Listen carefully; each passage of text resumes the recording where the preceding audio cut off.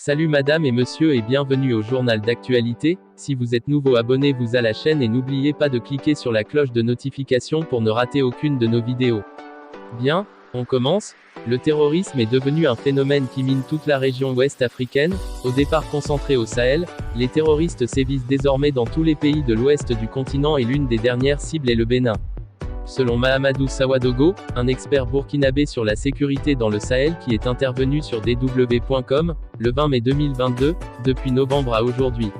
Il y a eu 30 attaques sanglantes et cela a fini par convaincre le Bénin qu'il faut renforcer sa sécurité à la frontière avec le Burkina Faso. C'est dans ce contexte que le Bénin a annoncé qu'il allait retirer, d'ici novembre 2023, toutes ses forces militaires et de police engagées au sein de la mission militaire de l'ONU au Mali. Ainsi, dans une lettre adressée au secrétariat général des Nations Unies, le ministère béninois des Affaires étrangères explique que, ces derniers temps, le Bénin est confronté à une situation sécuritaire inquiétante du fait des actes de terrorisme orchestrés à ses frontières nord par des hommes armés non identifiés. Face à cette situation, il est urgent que le Bénin déploie toutes les compétences humaines, matérielles et logistiques requises. Cette demande de retrait des troupes béninoises adressée à l'ONU est interprétée par l'expert burkinabé cité en amont comme une stratégie visant à échapper aux attaques djihadistes conduites en représailles à cette présence du Bénin au Mali. Une analyse bien cohérente, vaste région frontalière entre le Burkina Faso, le Mali et le Niger, d'où son appellation de zone des trois frontières. Le Liptako Gourma est devenu la région de tous les dangers, comme le constate Al-Omra Intelligence, filiale d'Al-Omra Group International basée au Maroc, dans un dossier spécial publié le 18 mai 2022, essentiellement consacré à l'insécurité dans le Sahel. Dans son étude, Al-Omra Intelligence relève tous les aspects liés à l'état d'instabilité du Liptako Gourma devenu depuis des années le théâtre d'actions terroristes. Cette zone qu'on appelle la région des trois frontières, sans une délimitation physique réelle, est située entre le Mali, le Niger et le Burkina Faso. Dès qu'on parle d'insécurité dans le Sahel, on pense d'abord à cette zone devenue un sanctuaire des groupes armés radicaux qui y favorisent la concentration de menaces sécuritaires diverses, avec notamment des activités criminelles, du grand banditisme, des conflits communautaires. Selon Al-Omra Intelligence, des trois pays concernés, c'est le Mali qui enregistre le plus lourd bilan si l'on considère les exactions des groupes armés qui massacrent les civils par dizaines, obligeant ainsi les populations victimes de l'insécurité à abandonner leurs terres et leurs biens pour fuir, devenant ainsi des déplacés et des réfugiés. C'est donc un dépeuplement de cette partie du territoire malien à cause de l'insécurité ambiante. Le Burkina Faso est l'exemple type de l'importance stratégique de la région des trois frontières en matière de lutte contre l'insécurité dans le Sahel, puisque cette zone du Liptako Gourma est le point d'entrée et d'ancrage des groupes djihadistes qui sont en train de menacer la stabilité et l'intégrité du territoire burkinabé. En 7 ans, précise Al-Omra Intelligence, les actes djihadistes ont causé plus de 2000 morts et contraint au moins 1,8 million de citoyens burkinabés à fuir leur foyer. Et Al-Omra Intelligence de rappeler que la junte qui a renversé le président élu du Burkina Faso, Roch Marc Christian Kaboré, le 24 janvier 2022, avait justifié le coup d'État par l'incapacité des autorités à endiguer la violence djihadiste qui s'abat sur le pays. Mais 3 mois plus tard, la situation n'a pas évolué parce qu'une bonne partie du territoire national continue d'échapper au contrôle de Ouagadougou. En d'autres termes, la menace djihadiste s'étend de plus en plus sur le territoire burkinabé.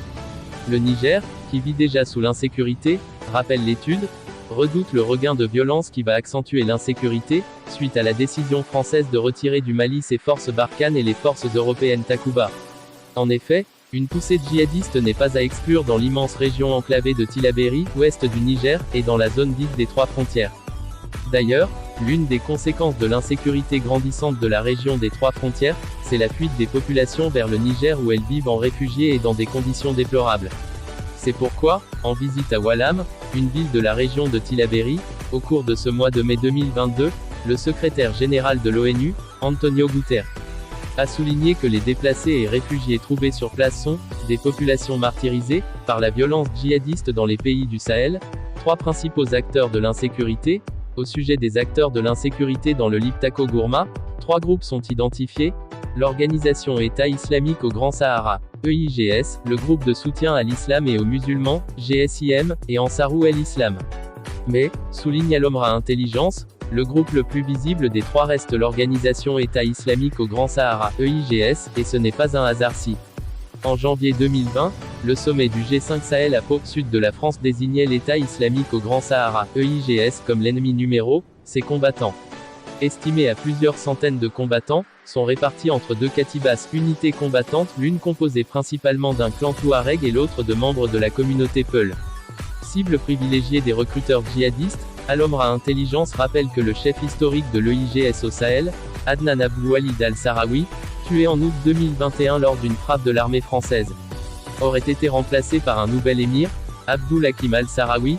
Selon toujours Al-Omra Intelligence, le IGS, dans son idéologie, fait abstraction des frontières et envisage d'installer un califat sur les espaces occupés. Le IGS, précise Al-Omra Intelligence, a des capacités d'action dans les trois pays, Mali, Niger et Burkina Faso, concernant le groupe de soutien à l'islam et aux musulmans, GSIM.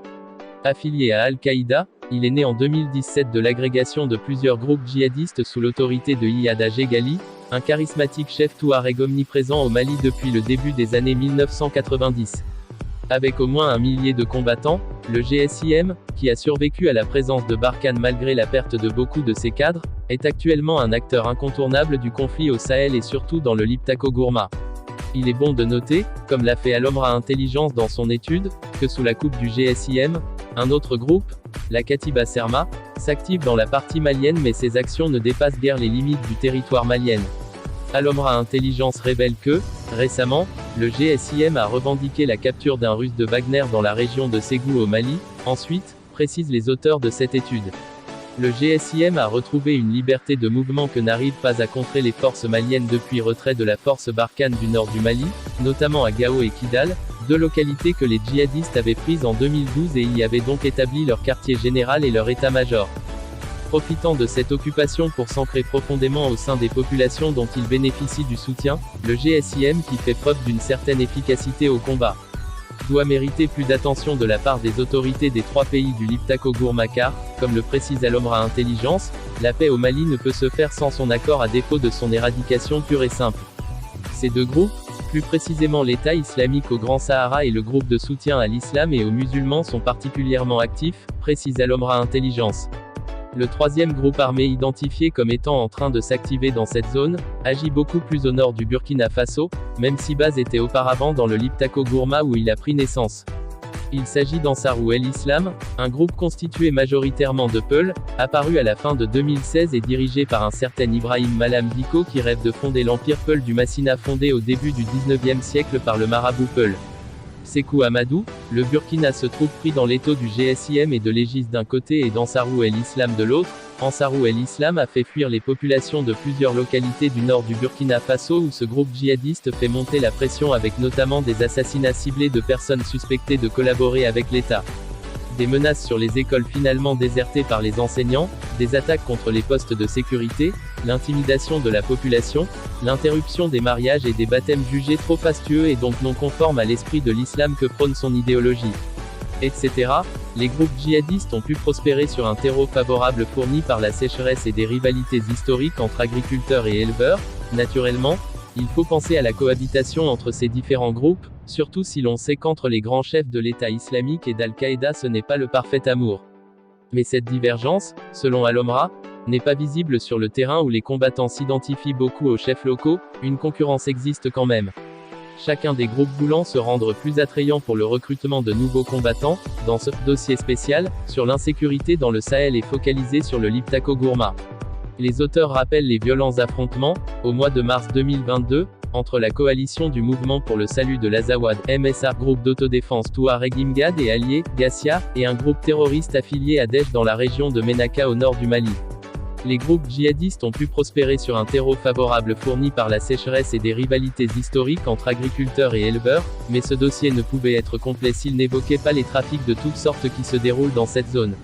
À l'image du trafic de drogue que les djihadistes cautionnent pour en faire une source de revenus en prélevant des taxes, il y a aussi le trafic d'armes ou de médicaments dans lesquels les prétendus djihadistes interviennent directement en prélevant une part de la marchandise, sous forme de dîmes à payer en contrepartie de la couverture des dits trafics. Mais qu'est-ce qui a été fait jusque-là pour améliorer la situation sécuritaire?